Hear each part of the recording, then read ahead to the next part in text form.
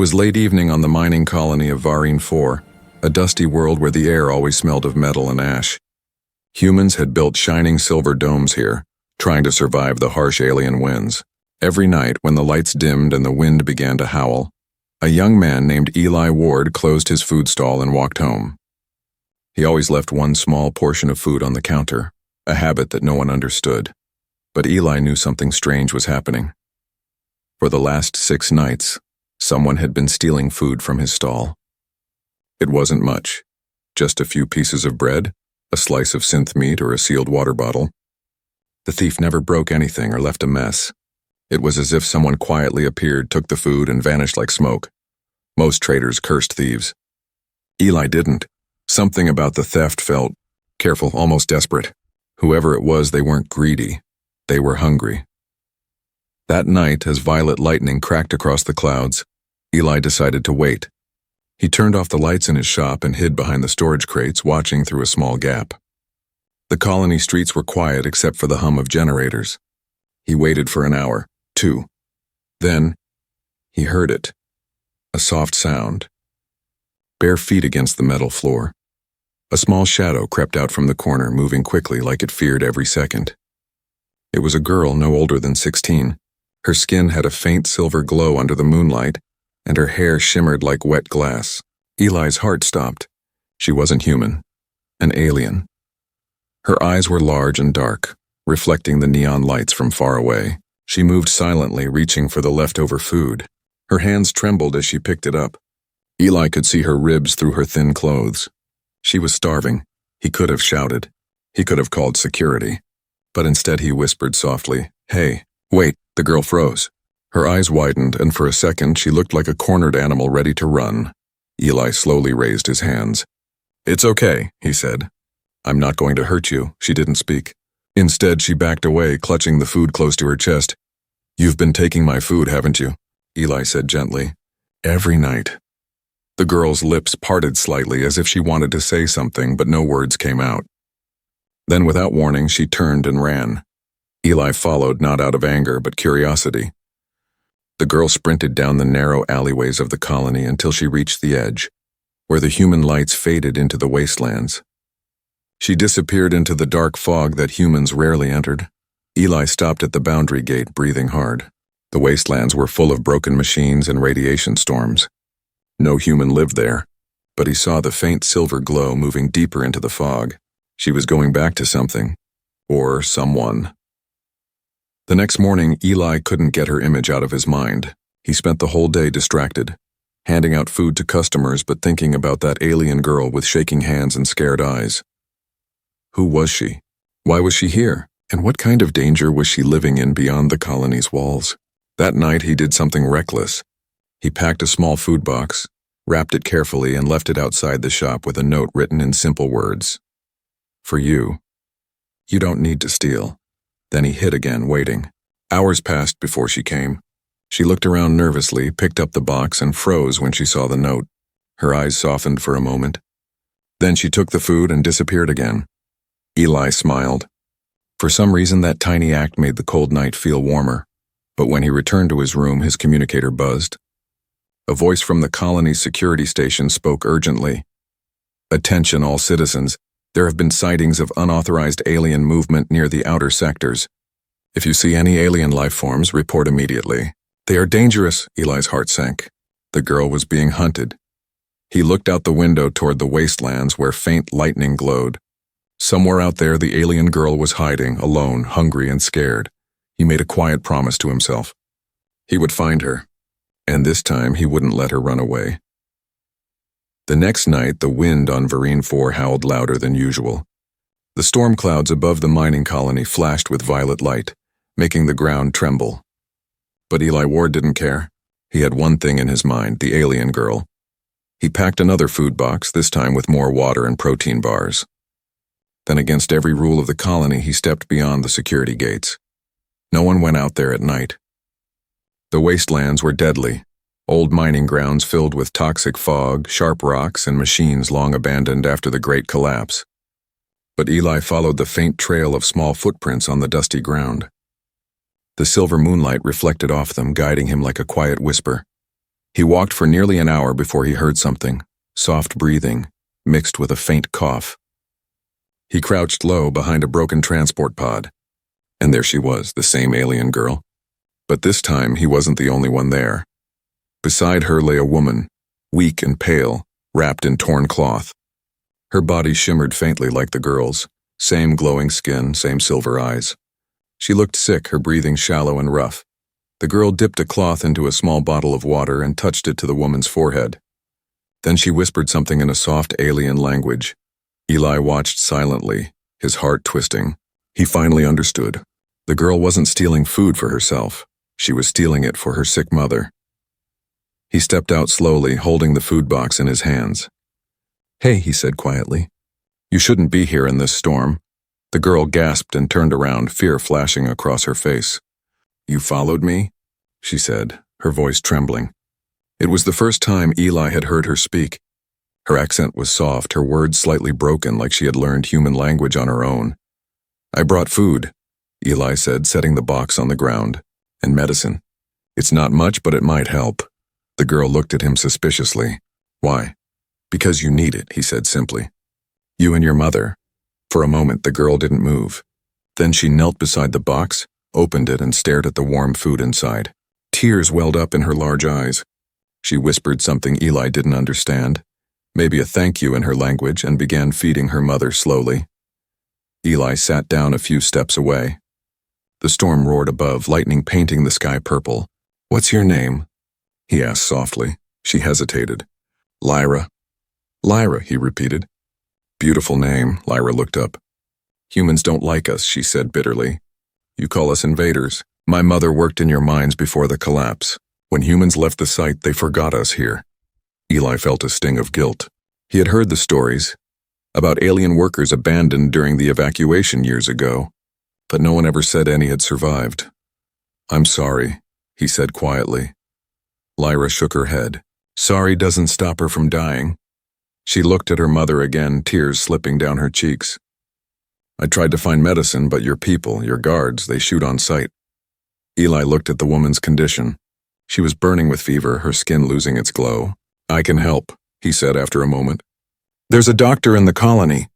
"I'll get medicine for her." "Real medicine?" Lyra's eyes widened. "No. They'll arrest you if they know you helped us." Eli gave a small smile. "Then they won't know." For the first time, Lyra looked at him not as a human, but as a friend. He stood up. "I'll be back tomorrow night." "Keep her warm." Lyra nodded slowly. "If you come back, bring light," she said. "Our power cells are dead." "I will," Eli promised before turning back toward the colony lights in the distance. When he reached the gate, the guards were scanning the area with drones. He slipped in quietly, heart pounding. He couldn't stop thinking about Lyra and her mother. They were living like ghosts in the ruins, alone, starving, and hunted. That night, Eli didn't sleep. He searched the colony black market, trading his own tools for stolen medicine. By dawn, he had what he needed: fever drugs, energy cells, and nutrient packs. But as he packed them, a voice came from his door. "Eli Ward," said a stern man in a black security uniform. "We have some questions about your late-night movements." Eli froze. The medicine box lay open beside him, glowing faintly in the light. The man's eyes narrowed. "You wouldn't happen to be helping one of those alien strays, would you?" Eli's mind raced. One wrong answer and Lyra would be caught. He forced a smile. "Of course not," he lied. But deep inside, he knew the truth. He was already in too deep, and tomorrow night, he was going back into the wasteland. The next day passed slowly on Varine 4. The silver domes of the colony glimmered under the pale sun, but Eli Ward barely noticed them. His mind was filled with one image: Lyra's mother lying weak and dying in the dark wasteland. He had promised to bring help. And promises were something Eli never broke. But now the colony's security division had their eyes on him. The officer who visited him last night, Captain Draven Holt, was not someone to underestimate. Holt had a sharp, cold smile and a reputation for hunting alien survivors without mercy. Still, Eli couldn't stop. When the night came, he packed a small metal case with medicine, power cells, and nutrient gels. He covered them with old machine parts to make it look like repair supplies. Then he slipped out of his quarters quietly and made his way toward the outer gates. The guard scanned him with handheld devices. Repair job? One asked lazily. Eli nodded. Yeah, outer dome generator. The guard shrugged. You're crazy going out there tonight. Radiation winds are rising. Yeah, Eli muttered. So am I. He passed through the gate just before it locked for the night, then disappeared into the glowing fog. The wasteland stretched endlessly before him, filled with broken towers and cracked pipes that hissed steam. His boots sank into the soft dust with every step. Finally, he saw it, a faint blue flicker deep in the dark. A signal. Lyra had lit a small lantern for him. When he reached her shelter, she rushed out to meet him. Her silver eyes widened when she saw the case. You came back, she whispered, half in disbelief. I said I would, Eli replied, smiling. He stepped inside the cave-like structure, built from old ship panels and cloth. Lyra's mother lay on a makeshift bed, her breathing shallow. Eli knelt beside her, opening the medicine pack. He injected the fever serum carefully into her arm, then handed Lyra a small device. Energy cell, he explained. This will power your heater and lights for a few days. Lyra stared at him like he was some kind of miracle. You risked everything for us, she said quietly. Eli shrugged. You risked everything to keep your mother alive. I guess we're both stupid. Lyra gave a small smile. Maybe brave, she said softly. Hours passed as Eli checked her mother's pulse, helped clean her wounds, and watched the medicine start to work. Slowly, the woman's breathing grew calmer. The silver glow returned faintly to her skin. She's stabilizing, Eli said, relief in his voice. Lyra's eyes filled with tears. You saved her, but Eli shook his head. Not yet. She needs more medicine. This was just the start. Before Lyra could reply, a distant whirring sound echoed outside the cave. Both of them froze. Eli turned off the light immediately. Through the crack in the wall, he saw 3 drones scanning the area, their red lights cutting through the fog. Security patrol, Lyra whispered, fear flooding her face. Eli's pulse raced. They must have tracked my signal. The drones moved closer, scanning the ground. One of them stopped near the entrance. Eli held his breath. The drone's lens glowed red, humming as it detected heat signatures. Then, suddenly, Lyra grabbed a rock and threw it far across the wasteland. It hit a metal pipe with a loud clang. The drones turned instantly, chasing the sound. Eli exhaled. Nice aim, he whispered. Lyra smiled nervously. You humans aren't the only ones who can survive. When the danger passed, they sat together in silence. The wind howled through the broken walls. Eli looked at her. You can't stay here forever, he said. They'll find you eventually. Lyra's voice cracked. We have nowhere else to go. Your people hate us, not all of us, Eli said quietly. There's a way. I have a friend, an engineer, who can forge identity chips. If I can get you fake IDs, you could live inside the colony, hidden. Lyra stared at him, hope flickering in her eyes for the first time. You would do that for us? Yes, he said simply. But it won't be easy. I'll need credits and time. A lot of both. Lyra reached out and touched his hand. Her skin was cool, almost metallic, but the touch felt human. Thank you, Eli, she whispered. He smiled softly. Just promise me one thing. What? When your mother gets better. Don't steal from my shop again, Lyra laughed, a real gentle laugh. It was the first time he'd heard it. Deal, she said. As dawn broke over the dusty horizon, Eli prepared to leave. He looked back one last time, the alien girl kneeling beside her recovering mother, a small light flickering beside them. He knew then that he wasn't helping strangers anymore. He was protecting a secret worth dying for. For the first time in weeks, Lyra's mother slept peacefully through the night. The fever was fading, her breathing slow but steady. Lyra sat beside her, watching the faint glow return to her mother's silver skin. The medicine had worked. Eli Ward had saved her. But inside the human colony, things were changing. Captain Draven Holt, head of security, stood in his office surrounded by holographic screens. On them were images of the wastelands, heat signals, drone footage, and movement patterns. His eyes narrowed when one of the readings caught his attention. A single human life sign had left the colony gates 3 nights in a row and returned just before dawn. Eli Ward. Holt muttered. What are you hiding? He tapped the screen. Send out more drones and double patrols near Sector 9. Meanwhile, Eli moved through the crowded market square, pretending everything was normal. The smell of fried food and oil filled the air. People shouted prices, traders haggled, and miners laughed over cheap drinks. But Eli's mind was somewhere else, deep in the wasteland with Lyra. He had one goal now: find a way to get her and her mother into the colony safely. That night, he visited Jonas Reeve, an old friend who worked in the colony's data hub. Jonas was a tech genius and a rule breaker. His room was filled with blinking lights, wires, and stacks of illegal chips. Fake ID chips. Jonas raised an eyebrow when Eli explained, "You're insane. The scanners would burn you alive if they catch it." "I just need 2, Eli said. "4 refugees." Jonas stared at him for a long time, then sighed. "Refugees, huh? Or are you hiding aliens again?" Eli's eyes widened. "How do you—" "Relax," Jonas said, smirking. "You've always had that hero look. I knew it was something like that. Can you do it?" Eli asked. Jonas rubbed his chin. "I can, but it'll take a few days. And if Holt finds out we're both dead, then we don't let him find out." Jonas nodded slowly. "All right. Bring me bioscans for both of them. No names, just data. I'll handle the rest." Eli smiled in relief. "You're saving lives, Jonas." Jonas laughed dryly. "Yeah, well, let's hope they're worth it."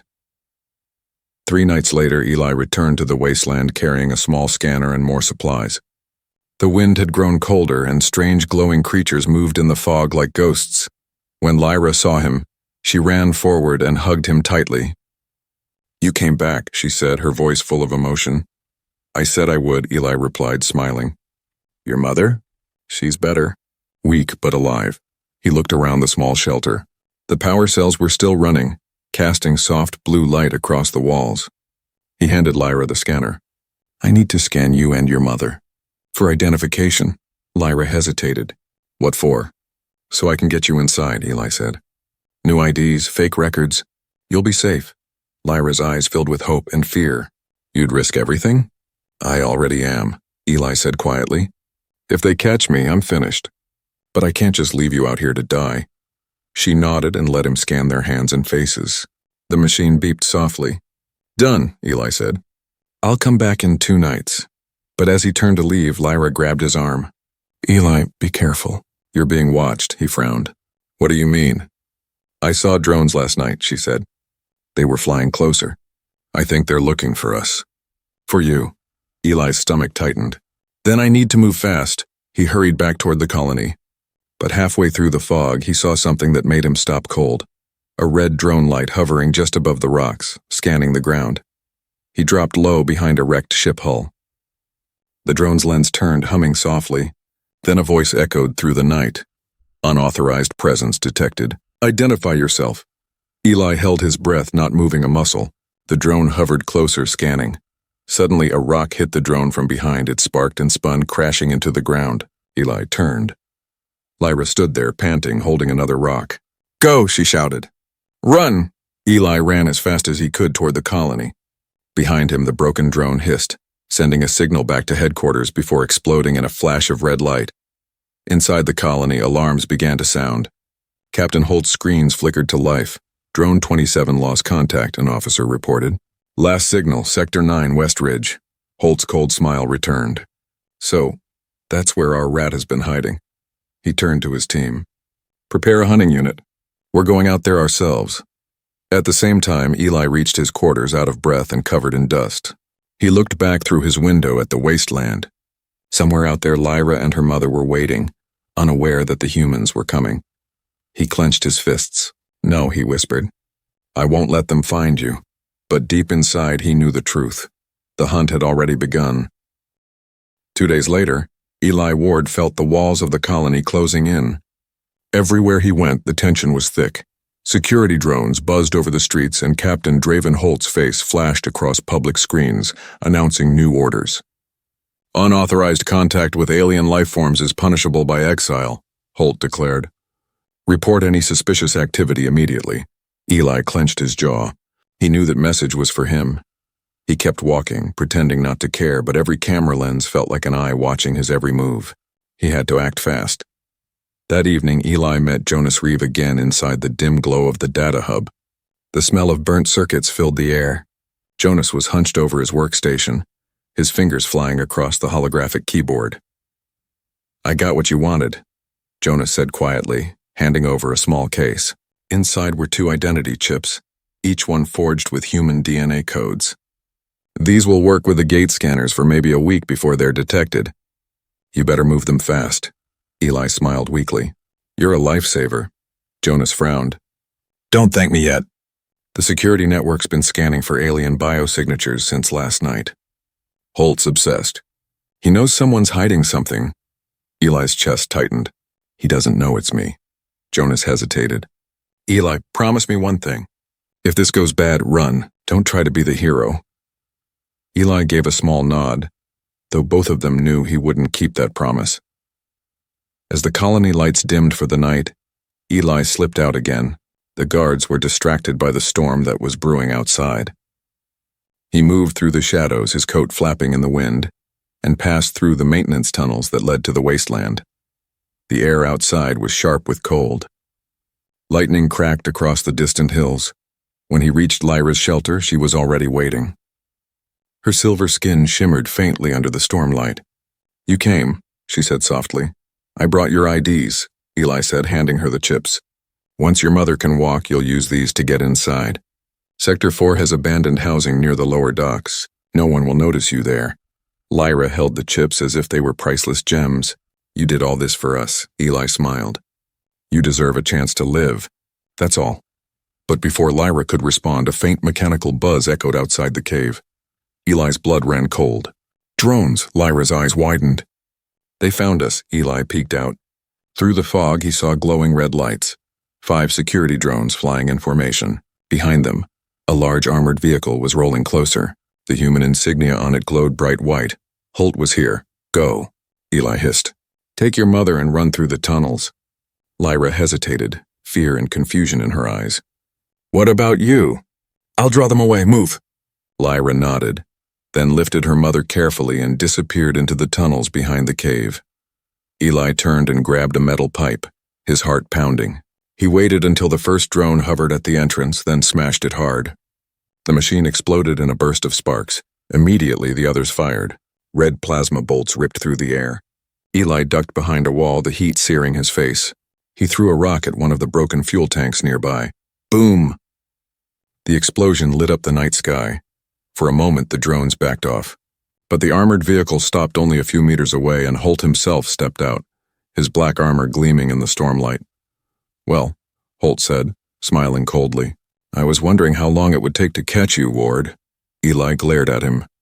You don't understand, she's just a girl. They're not dangerous, Holt laughed.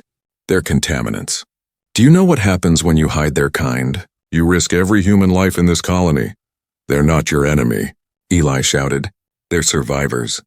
Holt's face hardened. And you're a traitor. He raised his weapon. Where are they? Eli didn't answer. The silence between them stretched, broken only by the storm. Then Holt gave a small nod to his soldiers. Search the area. Bring me the girl.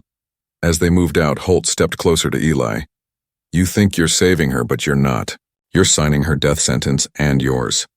Eli's fists clenched. If I have to die to save them, so be it. Holt's eyes flashed with cold amusement. You just might get your wish. Hours later, as dawn broke, Eli stumbled back toward the colony, bruised and bleeding. He had escaped, but just barely. Behind him, smoke rose from the wasteland where the drones had exploded. Holt's soldiers were still searching, but Lyra and her mother were gone. He didn't know where. He only knew one thing now. Someone had betrayed him because Holt had found them too fast. The wasteland burned behind him like a dying sun. Eli Ward stumbled through the fog, his jacket torn, his hands blackened with dust and ash. Every breath felt heavy, filled with smoke and regret. He'd escaped Captain Holt's patrol, barely, but Lyra and her mother were gone.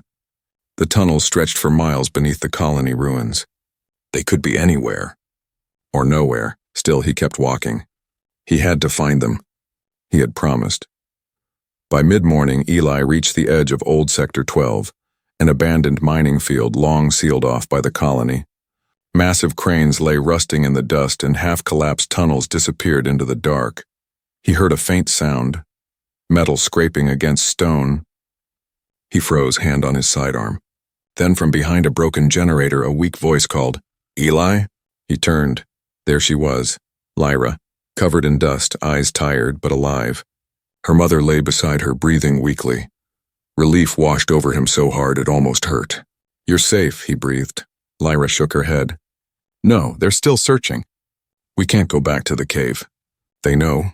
Eli nodded, kneeling beside her mother. The fever had returned. Her glow had faded again. "She needs better care," he said. "We can't keep hiding like this," Lyra's voice cracked. "Where can we go?" "The colony hunts us, the wasteland kills us." Eli looked toward the horizon. The storm clouds were clearing, revealing a faint silver structure in the distance, a forgotten supply dome, half buried in sand. "There," he said. "It's old, but maybe still powered. It could hide you long enough for me to fix things." Lyra followed his gaze. "A last refuge," she whispered. Together they carried her mother toward the dome. The wind howled around them, lifting dust like ghostly hands. Inside the structure, darkness ruled. Eli found an emergency panel and reconnected the wires with shaking hands. After a few sparks, the lights flickered on weakly. The air was stale but breathable. Old human machines lined the walls, oxygen processors, water tanks, storage crates. It was a forgotten outpost, one of many left behind after the Great Collapse. Lyra laid her mother down on a soft blanket Eli had brought. "She's so cold," she said quietly. Eli checked the generator. "I'll get the heat running, and I'll find something for her to eat." He worked for hours, fixing old circuits and patching pipes. Every time he looked over, he saw Lyra sitting beside her mother, whispering softly in her alien tongue. The sound was beautiful, sad and soft like music from a dying world. Finally, the heater came alive with a faint hum. Warmth filled the room. Lyra looked up and smiled faintly. "You never give up, do you?" Eli smiled back. "Humans are stubborn. So are we," she said, touching his hand. Her fingers were cold, but her eyes were full of warmth. "Thank you." He looked into her glowing eyes, realizing something he hadn't before. He wasn't helping her out of pity anymore. He cared, deeply. As night fell, Eli stepped outside for air. The wasteland was quiet now, the storm gone. The colony lights shimmered far away like a cruel reminder of another world, a world that would never accept Lyra. He pulled out his communicator. A message flashed on the screen from Jonas Reeve. "They know. Someone tipped them off. Holt's team traced your fake chips. Don't come back, hide." Eli's stomach dropped. Betrayal confirmed. Someone from the colony had exposed him. Before he could respond, he heard a faint mechanical whine in the distance. His heart stopped. Drones again. He ran back inside the dome. "Lyra, we have to move." "They're coming." Her eyes widened. "How?" "They can't track this place." "They trace the chips," Eli said grimly. "They know everything." Lyra's mother stirred weakly. "Go," she whispered in a fragile voice. "Leave me. Save my daughter." Lyra shook her head violently. "No, I won't leave you." Eli knelt beside them. "We all go together." He grabbed an old shock rifle from a storage rack. The metal was cold and heavy in his hands. "I'll hold them off while you move through the back exit tunnel. There's an escape hatch. It leads toward the southern canyons." Lyra looked at him in fear. "If you fight them, they'll kill you." Eli smiled sadly. "Maybe, but I won't let them hurt you." "Not again." Before she could protest, the dome's walls shook with a deep rumble. Red lights flashed. Holt's voice echoed through a speaker drone hovering outside. "Eli Ward, this is your final warning. Surrender the aliens or we will burn the dome." Lyra's hands trembled. "They'll destroy everything." Eli looked at her, his voice firm. "Then we make them think we're already gone." He pulled a thermal grenade from the rack and placed it near the front door. "This will make it look like we escaped. Go now." Lyra hesitated, then whispered, "Promise me you'll follow." "I promise," he said softly. She took her mother's arm and disappeared into the tunnel, glancing back one last time. Their eyes met, hers full of tears, his full of determination. Eli took a deep breath, hand on the trigger. Outside, he could hear Holt's soldiers moving closer. "Come on," he whispered to himself. "Let's finish this." He pulled the pin, a flash of light filled the night, and then silence. The explosion shook the wasteland. Fire and dust rose high into the violet sky, lighting the horizon for miles. From a distance, it looked like the dome had been destroyed completely. Captain Draven Holt watched from behind his armored vehicle, a cruel smile spreading across his face. No one survives that, he said coldly. But he was wrong. Deep beneath the sand, inside an old maintenance tunnel, Eli Ward lay half-conscious, his ears ringing from the blast. The explosion had collapsed part of the dome, but it had also sealed off the tunnel just in time, shielding them from the flames. He groaned and sat up. The air was thick with dust. Beside him, Lyra was trying to help her mother breathe, using the oxygen pack he had given her earlier.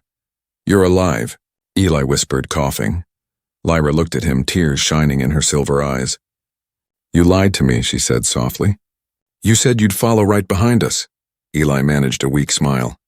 "I did, didn't I?" She shook her head, but her lips curved into a tiny, trembling smile. "You crazy human." They sat there for a moment, surrounded by silence. The faint hum of the explosion faded into the wind. But they knew it wouldn't last. Holt would send search teams soon. Eli looked around. "We have to keep moving. These tunnels go all the way to the southern canyons. If we can reach the cliffs, we can disappear completely." Lyra nodded, helping her mother stand. The three of them began their slow journey through the dark, their footsteps echoing softly against the metal floor. Hours passed. The tunnel narrowed, forcing them to crawl at some points. Lyra's mother was weak, her glow fading again. Eli carried her for most of the way, his arms trembling with exhaustion but never giving up. Finally, they emerged into open air. The southern canyon stretched before them, a vast land of red stone and hidden caves. Above, the twin moons shone like pale eyes watching them. Eli helped them down a slope and into the shadow of a large rock arch. "We'll rest here," he said. Lyra looked at him, concern etched across her face. "You're hurt." He glanced at his side, blood soaked through his shirt from a cut caused by the explosion. "It's fine," he lied. "I've had worse." She knelt beside him, cleaning the wound with a cloth. "You shouldn't have come for us," she whispered. "You risked everything, your life, your home." Eli looked at her gently. Maybe that home wasn't mine anymore. Not if it meant letting people die because of what they are. Her eyes softened. "You're not like the others." "Neither are you," he said quietly. "You have more humanity than most humans I've met." They sat in silence for a long time. Then slowly, Lyra's mother stirred. She reached out and touched Eli's hand weakly. "Human," she whispered, her voice fragile as wind. "Why help us?" "You owe us nothing." Eli swallowed hard. "Because someone has to care. Because if we stop helping each other, what's the point of surviving at all?" Her lips trembled in a faint smile. "Your heart shines bright. Don't let them take that from you." Then her eyes closed again, peaceful, calm. Lyra leaned forward, panic in her voice. "Mother?" Eli touched her shoulder gently. "She's just resting," but both of them knew. She wasn't going to wake up. Tears streamed silently down Lyra's face as she buried her mother's body beneath the red dust. She placed a small silver pendant, a symbol of her people, on the grave. The desert wind carried her quiet sobs away.